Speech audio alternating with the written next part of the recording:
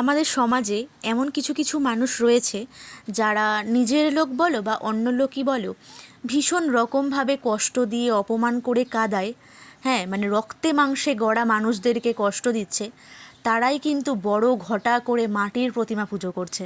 এই যেমন ধরো বড় করে কালী পুজো, বড় ঘটা করে দুর্গা পুজো, বড় ঘটা করে লক্ষ্মী পুজো। এদিকে যে ঘরের লক্ষ্মী, তাকে কিন্তু প্রতিনিয়ত অপমান করছে, কাঁদাচ্ছে, কষ্ট দিচ্ছে। সত্যি মা কি তাদের পুজো নেন? আমার ভীষণই জানতে ইচ্ছে করে। ভীষণই ব্যাপারটা হাস্যকর না?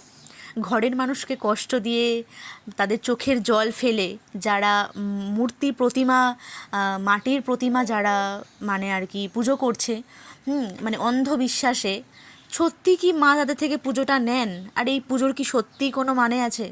আমার কাছে তো কোনো মানে নেই। আমার কাছে আগে হলো রক্তে মাংসে গড়া মানুষ। প্রত্যেকটা মানুষের মধ্যেই কিন্তু ভগবান থাকে, আমি বিশ্বাস করি। আপনারাও কি বিশ্বাস করেন? অবশ্যই কিন্তু কমেন্ট করে জানাবেন। আমার মনে হয় রক্ত মাংসে গড়া মানুষগুলোকে ভালো রাখলেই ভগবান সত্যি তার থেকে পুজো নেন, তাই না? আমার মনে হয়। তো অনেক জ্ঞান দিয়ে ফেললাম, তোমরা কিন্তু অবশ্যই আমায় কমেন্ট করে জানিও আমার কথাগুলো কেমন লাগলো, আর আমি ঠিক বললাম কি ভুল বললাম।